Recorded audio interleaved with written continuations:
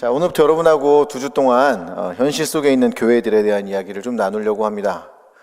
제가 신학대학 다닐 때, 대학원 날 때도 마찬가지지만 항상 사람들이 이런 얘기를 많이 합니다. 초대교회로 돌아가자. 여러분, 초대교회로 돌아가자는 얘기는 뭘까요?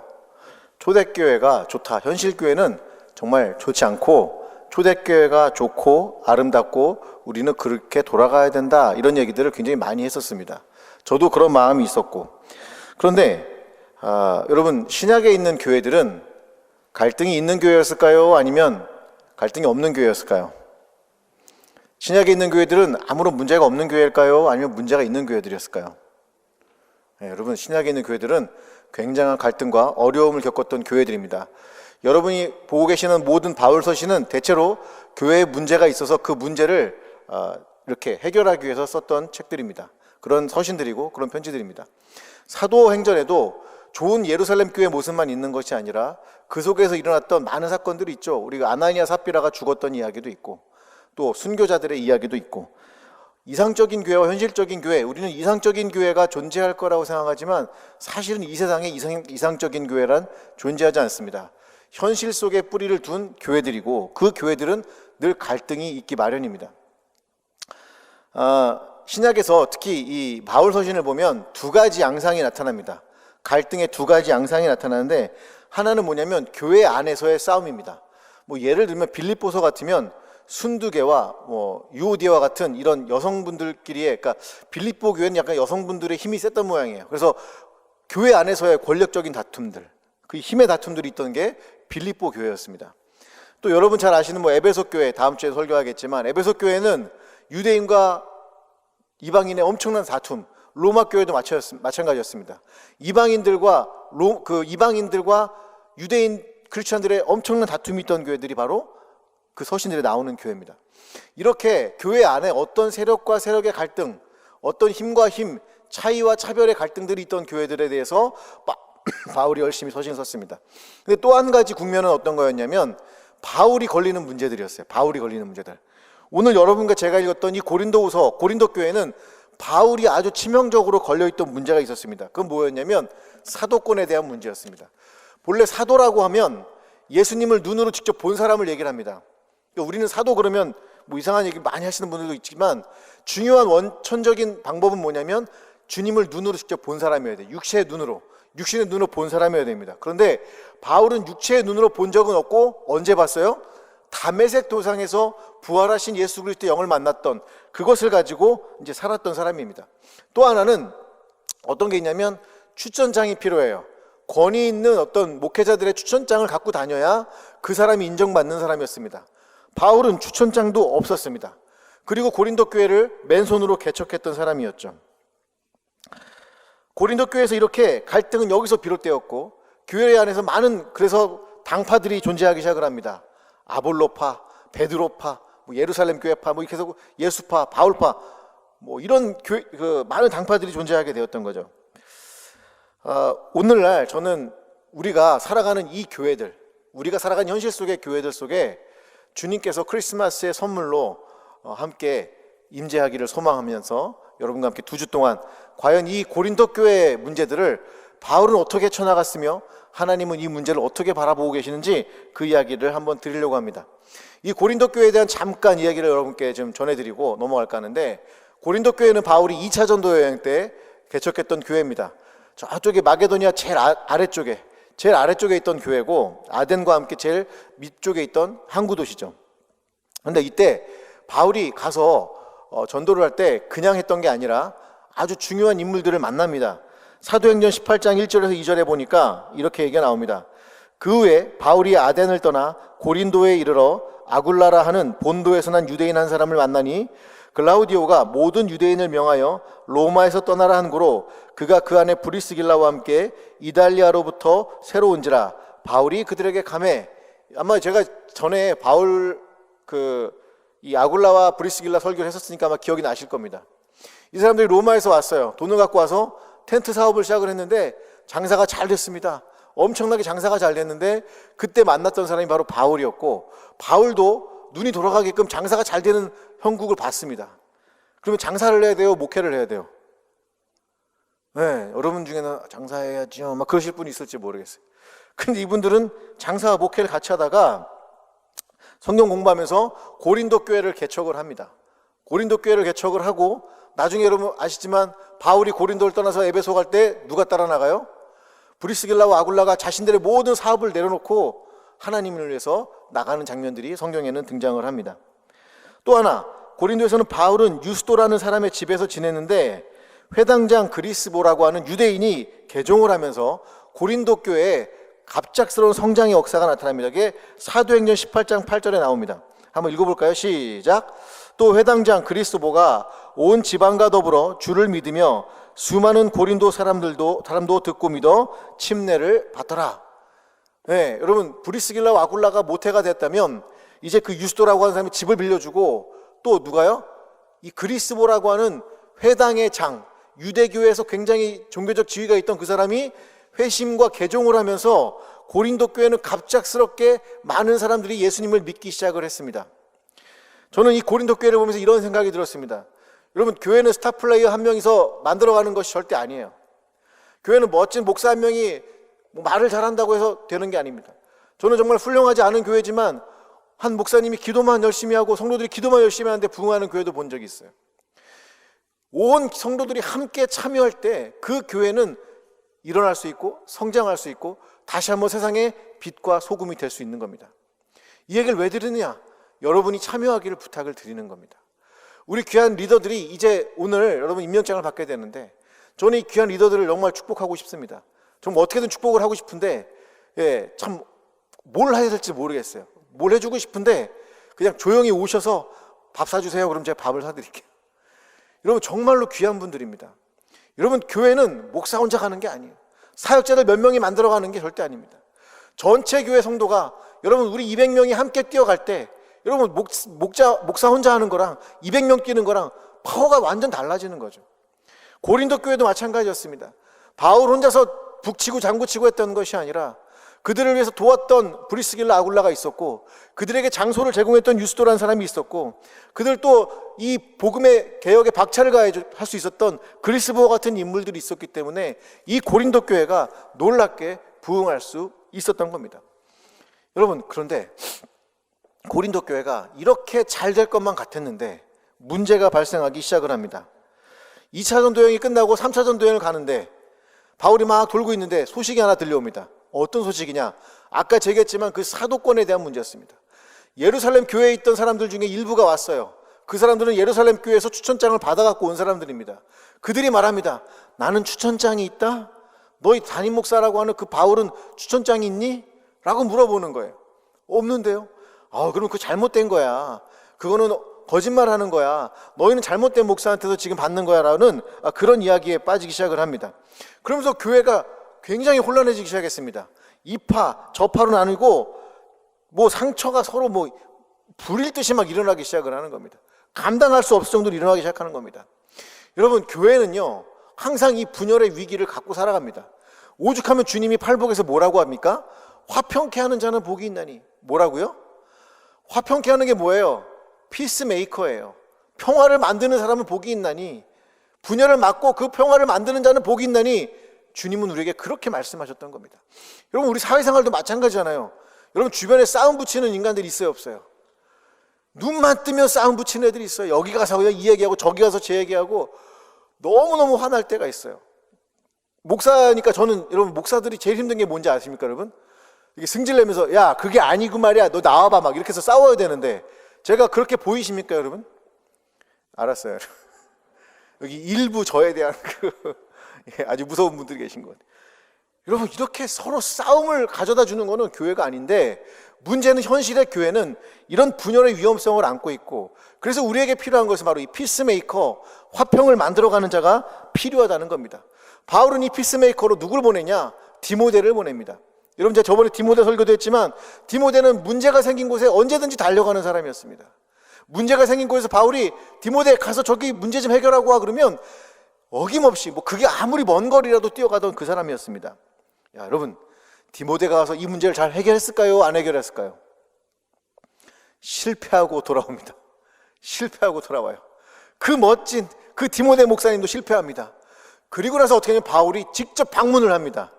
여러분, 직접 방문을 했을 때 문제가 잘 해결됐을까요? 해결 안 됐을까요?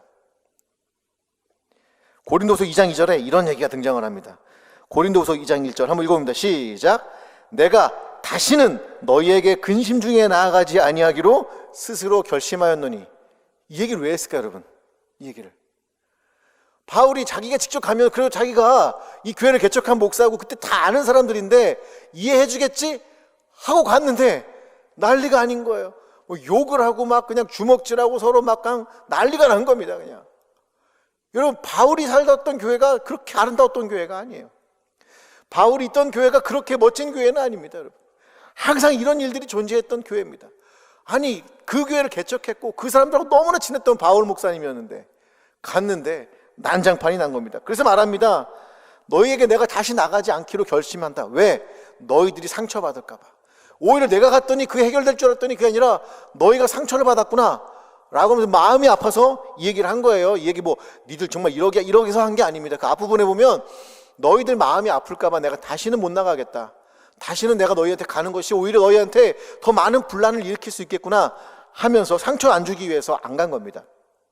그런데 그때 바울이 이렇게 자기가 가도 안 되니까 하나 더 합니다. 그게 뭐였냐면 편지를 쓰기 시작을 해요. 그 이름이, 여러분 따라해 봅니다. 눈물의 편지. 시작. 바울의 눈물의 편지가 있었습니다. 그 눈물의 편지는 언제 쓴 거냐? 고린도 전서와 고린도 후서 사이에 쓴 편지예요. 우리에게 남아있지는 않습니다. 그런데 바울이 고린도후서 2장 4절에서 그 편지에 대한 언급을 합니다. 고린도후서 2장 4절 한번 읽어볼까요? 시작. 내가 마음에 큰 눌림과 걱정이 있어 많은 눈물로 너희에게 썼노니 이는 너희로 근심하게 하려는 것이 아니요 오직 내가 너희를 향하여 넘치는 사랑이 있음을 너희로 알게 하려 함이라. 바울은 자기가 가서 안 되니까 와서 고민을 합니다. 그리고 다시 글을 씁니다. 그리고 보냅니다. 여러분, 디모데를 보내도 안 되고 자기가 직접 가도 안 되고 이제 할 수 있는 게 없으니까 거기에 편지까지 씁니다. 저는 이걸 보면서 어떤 생각이, 이런 생각이 들었습니다. 아, 사람이 노력해도 안 될 수 있겠구나.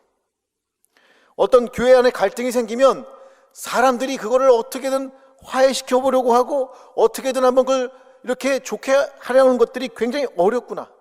갈등을 해결을 위한 노력들은 너무 힘들고 어렵구나. 이런 생각이 들었습니다. 제가 우리 아내랑 사귈 때도 이렇게 돌아보면 뭐 그랬던 것 같아요. 뭐 이렇게 저희 아내랑 저는 그래도 나이가 좀 들어서 사귀어서 그런데 나이가 어려서 사귀신 분들이 있을 거예요. 나이 어려서 사귄 분들은 너무 좋잖아요. 그죠? 뭐 어머 우리 결혼할 거야 하면서 막 커플링도 맞추시고 커플티도 맞추시고 정말 누가 봐도 곧 결혼할 것 같은 20대 초반의 남자 여자분들이 있습니다. 근데 그 모습을 보면서 어른들은 뭐라고 그럴까요? 어른들은 여기서 지금 나오잖아요. 얘기하지 여러분 지금 그런 얘기를 한단 말이에요. 아이고 끝까지 가기가 쉽지 않습니다. 왜 그런지 아세요 여러분? 갈등이 오거든요. 여러분 부부끼리는 갈등이 없을까요? 그렇지 않아요. 부부끼리도 갈등이 있습니다. 여러분. 목사 부부는 갈등이 없을까요? 없다라고 얘기해야겠지만 있어요. 저는 솔직히 제가 예전에 잠깐 그 소그룹을, 가정교회라고 하는 소그룹을 배우기 위해서 저기 마포에 있는 다운교회를 갔습니다. 근데 그 목사님 설교 때 그러시는 거예요. 저는 아내와 싸운 적이 없습니다. 그러는 거예요. 그래서 제가 속으로 뭐라 그랬겠어요? 저 위선 덩어리. 그랬는데 근데 그분은 진짜 싸우진 않으시더라고요. 그냥 싫은 말만 몇 마디 하시지 싸우진 않으셔가지고 제가 저건 싸우는 게 아니구나, 이게 싫은 소리 하는 거구나 그때 깨달았어요. 예. 저도 지금도 싫은 소리는 가끔 해요. 여러분 갈등이 있는데 젊은 분들은 이 갈등을 해결해 본 적이 없는 거예요. 그러니까 그 갈등을 해결하지 못하니까 결혼하기가 쉽지가 않은 거죠. 근데 나이가 든 사람들은 어떻게 합니까?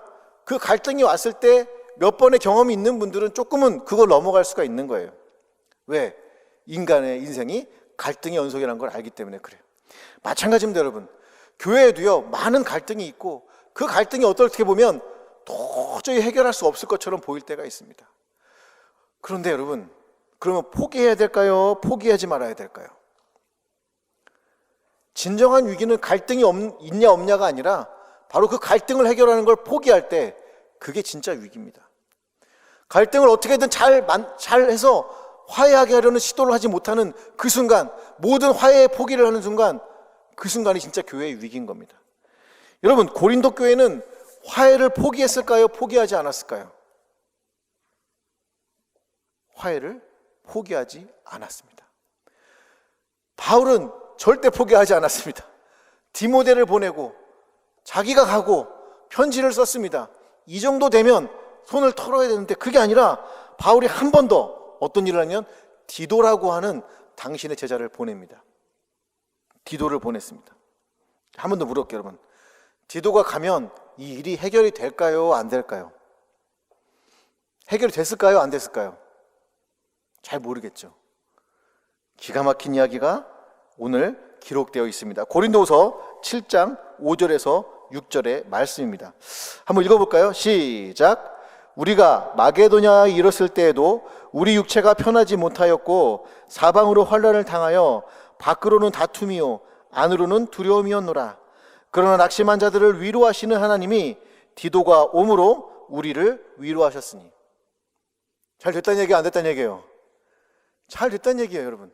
바울은 지금 복음을 전하면서 수차례 얻어맞고 지금 막 고생하고 있는데 고린도 교회 소식을 계속 기다렸던 거예요. 디도를 보내놓고 나서. 디도가 있으면 더 사역이 낫겠죠. 그런데 그 갈등을 해서 디도를 보낸 겁니다. 그런데 디도가 갔다가 오면서 소식을 전한 겁니다. 고린도 교인들이 드디어 마음을 돌렸습니다. 목사님, 바울 목사님, 고린도 교인들이요 다시 하나가 되기 시작을 했습니다. 그들이 기도하기 시작을 했습니다. 그들이 교회 부흥을 위해 다시 한번 일하기 시작을 했습니다 라고 소식을 전해온 거예요. 그러면서 그렇게 얘기합니다. 그들이 모두 지금 기뻐하고 있습니다. 할렐루야. 여러분, 바로 이런 디도, 디모데, 이런 존재들이 교회 안에 있어야 그 문제들 하나하나가, 그 갈등 하나하나가 해결이 될 수 있습니다. 여러분, 디도가 왔을 때 바울이 뭐라고 했냐면 우리를 위로했다라는 표현을 쓰는데 고린도후서 1장에 보면 여러분 위로라고 하는 표현이 무려 9번이 등장합니다. 여러분, 디도는 어떤 마음으로 고린도 교회에 갔을까요? 하나님의 그 위로하고자 하는, 너희는 내 백성을 위로하라고 하는 그 하나님의 마음을 가지고 고린도 교회를 갔어요. 사실 뭐 디도가 별로 한 건 없습니다. 가서 상황을 듣고 이야기를 듣고 같이 기도했던 것밖에 없는데 놀랍게도 그 모든 문제가 일시 해결되기 시작을 했던 겁니다. 어떤 마음이 있었기 때문에? 위로의 마음이 있었기 때문에 그렇습니다. 제가 아까도 우리 그 권사에 가서 잠깐 설교를 하는데 우리 권사님 한 분이 그러는 거예요. 상처받은 우리 성도님들 하면서 그 성도들에 대한 애틋한 마음을 딱 말씀하시는데 제가 울컥했습니다. 아, 그렇구나. 우리에게는 이 위로케 하시는 하나님, 그 위로하고자 하는 하나님의 마음이 우리의 마음이 돼야 되겠구나. 누군가 상처받고 교회 안에서 갈등을 겪을 때, 혹은 교회가 갈등하고 있을 때, 혹은 우리가 할 수 없는 어떤 일들이 있을 때 우리는 지금 이 상황에서 될지 않을지 모르겠지만 그 위로하고자 하시는 하나님의 마음을 가져야겠구나, 그런 생각이 들었습니다. 또 하나, 여러분, 문제 속에는요, 갈등 속에는 많은 오해가 있습니다. 서로 이야기를 잘하다 보면 서로 일치하는 부분이 있는데 그걸 까먹는 경우가 있죠.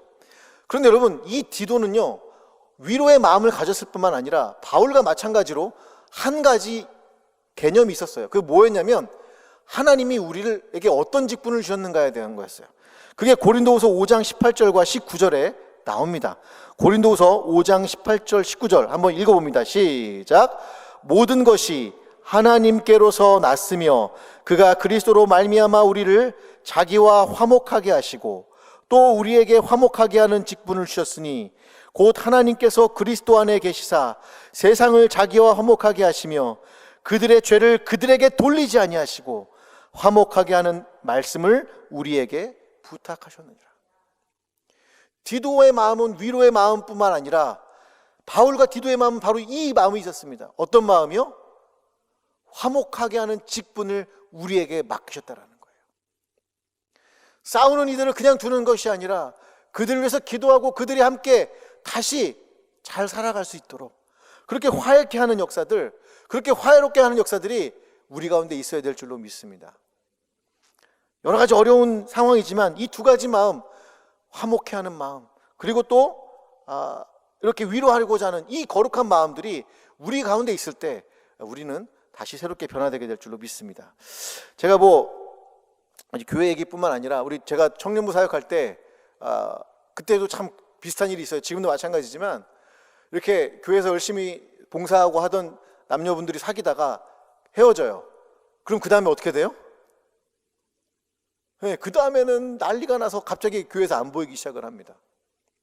제가 뭐라고 그러려는 게 아니에요. 그럴 수 있죠. 그런데 저희가 회장을 맡았던 지금 이제 목사님이 됐어요. 그분도 내가 너는 목회할 것 같다 그랬더니 여러분 제가 목회할 것 같다 하시면 여러분 조심하셔야 돼요. 우리 정혜경 권사님 그렇게 목회할 것 같다면 위험합니다. 예. 제가 그래서 몇 명을 보내버렸어요. 몇 명을 보내버렸는데 그 친구도 여자친구하고 깨졌어요. 제가 그 전에 어떤 일이 났었냐면 정말 그 귀한 리더 2명이었는데 리더가 깨지는데 밤 새벽에 제가 2시에 끌려 나가가지고 온 그 관악구 돌아다니면서 두 싸움 말린이라고 제가 한번 고생을 되게 겪은 적이 있었거든요. 그리고 나서 그 함께 얘기를 나누는데 우리 회장을 했던 지금 목사님 된 그분은 딱 헤어졌어요. 근데 그 헤어질 때 그 여자분하고 그 여자분도 굉장히 저희 아직도 친한 자매님이신데 얘기를 했다는 거예요. 우리가 혹시 이게 헤어지더라도 절대로 우리가 이렇게 싸움에 대한 흔적들을 남기거나 그러지 말고 정말 교회 열심히 함께 봉사하고 살아가자. 여러분 이게 얼마나 대단합니까? 여러분. 그래서 그 뒤로는요 이상하게 그 다음부터는 전통이 생겼는데 사귀다가 싸워도 또 그렇게 또 같이 함께 일하는 그런 일들이 있었습니다. 이건 제가 그냥 여러분 청년부에서 일어날 수 있을 만한 일들을 말씀드린 거지만 여러분 현실 속의 교회들은 이 두 가지 의식을 가지고 있어야 됩니다. 우리가 서로 위로해야 되겠다고 하는 이 디도 같은 마음과 하나님께서 우리에게 화해의 직분을 주셨다라고 하는 이 마음, 이것이 바로 교회 갈등을 해결하는 중요한 키입니다. 이 두 개가 빠져버리고 서로를 향해서 죄를 서로 돌리고 야 네가 잘났어 내가 잘났어 하는 순간 그 다음부터는 아무런 것도 할 수가 없습니다. 그 마음이 아니라 위로의 마음과 화해케 하는 이 직분의 역사가 우리 가운데 있기를 주님의 이름으로 축복을 드립니다. 사실 제가 이 키워드를 말씀드려도 이대로 되지는 않을 거예요. 아마 모든 교회들이 마찬가지로 어려울 건데 제가 진짜 말씀드리고 싶은 건 지금부터입니다. 여러분 지금부터예요. 갈등이 없는 교회는 없습니다. 갈등을 해결하려고 노력하는 교회가 있을 뿐이에요. 근데 그 갈등이 해결된 다음에 어떤 일들이 벌어지는지를 제가 여러분께 설명을 좀 드릴게요. 갈등이 끝난 교회는 반드시 새로운 역사가 찾아옵니다. 여러분 아나니아와 삽비라가요 돈을 속여가지고 예루살렘 교회가 난리가 났습니다. 2명이 부부가 죽었어요. 그럼 여러분 교회가 망해야 됩니까? 잘 돼야 됩니까? 여러분이 사도행전 5장을 읽어보면 교회가 그때부터 다시 부흥하기 시작을 합니다. 여러분 스데반 집사가 죽어요. 스데반 집사가 죽고 유대인들의 대대적인 핍박이 시작을 됩니다. 그럼 교회가 망해야 돼요? 잘 돼야 돼요? 여러분 스데반 집사가 죽은 다음에 어떤 일이 일어났냐면 예루살렘 교회에 있던 사람들이 사방으로 나가기 시작을 합니다. 그러면서 사마리아를 갑니다. 온 유대와 사마리아를 갑니다. 그러면서 어디까지 가요? 이방 지역까지 가서 복음을 전하기 시작을 합니다. 여러분 교회가 갈등을 해결한다면은 하나님이 주시는 선물이 있다는 걸 기억했으면 좋겠습니다. 그럼 고린도 교회가 이렇게 갈등이 해결된 다음에 어떤 선물을 받았는지 여러분께 잠깐 설명을 드릴게요. 로마서 16장 1절에 보니까 이런 이야기가 나옵니다. 한번 읽어봅니다. 시작. 내가 겐그레아 교회의 일꾼으로 있는 우리 자매 베베를 너희에게 추천하노니. 지금 바울이 로마서를 쓰고 있는데 한 여성 집사님을 추천하는데 그분이 베베라는 분이에요. 근데 그분이 어디 교회 집사님인가 봤더니 겐그레아 교회인데 이 겐그레아는 고린도와 붙어 있는 곳입니다. 여러분 지금 로마서를 쓰고 있습니다. 바울은 로마서를 어디서 쓰고 있을까요, 여러분? 바울이 로마서를 기록한 곳은 어딜까요, 여러분? 고린도 교회였습니다. 갈등이 해결된 그 교회에서 안심함으로 바울이 로마서를 작성하기 시작을 했고 그걸 베베라는 집사님을 통해서 로마에 전달을 했습니다. 여러분 로마서는 어떤 책인지 아십니까? 여러분 종교개혁을 일으켰던 마틴 루터를 감동시켜서 여러분과 내가 이 개신교라고 하는 프로테스탄트라고 하는 이 교회를 다닐 수 있었던 중요한 서신이 어떤 서신인지 아십니까? 바로 로마서였습니다. 여러분 대각성 운동 때 사람들을 회개케 하며 의인은 없나니 하나도 없다라고 하는 인간의 죄성을 폭로했던 책이 어떤 책인지 아십니까? 로마서였습니다. 수많은 사람들이 로마서의 이야기를 듣고 회개하기 시작을 했고, 그 로마서의 역사를 가지고 세계 역사가 바뀌기 시작을 했습니다. 16세기의 서양사가 만들어지기 시작을 했습니다. 그걸 어디서 썼다고요? 고린도 교회에서 썼습니다. 그 갈등이 해결됐던 그 고린도 교회에서 하나님께서 로마서를 작성하게 하시고 역사의 전무후무한 그 서신을 통해서 여러분 새로운 세계사, 교회사가 변했던 거예요. 저는 이 이야기를 생각을 하고 상황을 생각하면서 굉장히 감동을 받았습니다. 우리에게 갈등이 있을 때는 절망밖에 보이지 않아요. 우리에게 문제가 있을 때는 절망밖에 보이지 않습니다. 그런데 그거 아십니까? 여러분과 제가 그 갈등과 그 문제를 해결한 그 자리에서 하나님께서는 새로운 꽃을 피워 나가십니다. 예수 그리스도의 피가 흘려진 그 장소 속에서는 그냥 끝나는 것이 아니라 이 로마서와 같이 하나님의 역사를 이루어가는 새로운 시대를 열어간다는 것을 여러분 기억하시기를 주님의 이름으로 축복을 드립니다. 사실 지금 우리 교회도 힘들고 여러분 삶도 너무 힘들고 많은 것들이 힘든 것밖에 없습니다. 때로는 우리가 해나가려고 하는 사역들에 어떤 분들은 뭐라고 할 수도 있습니다. 근데 저는 알고 있습니다. 하나는 알고 있습니다. 이 갈등은 언젠가 끝날 것이라는 것을, 이 갈등이 끝난 그곳에서 하나님께서 새롭게 역사하실 것을 저는 알고 있습니다. 그러기에 절망하지 않습니다. 그러기에 오늘 제가 여러분 하나님께 계속해서 기도할 수 있는 것은 그 하나님이 이 모든 상황 속에서 우리를 위로하시고 화해케 하는 직분을 통해서 하나님께서 우리 교회를 통해 역사하실 걸 알기 때문입니다. 저는 여러분 저와 함께 기도하시고 저와 함께 이렇게 함께 기도하며 나아갈 때 정말 이 대학 청년부를 통해서 하나님 일하심을 봤으면 좋겠습니다. 2022년도는 우리에게 놀라운 해가 될 줄로 믿습니다. 우리 옆에 분에게 인사하시겠습니다. 2022년도는 행운의 행복의 해가 될 줄로 믿습니다. 시작.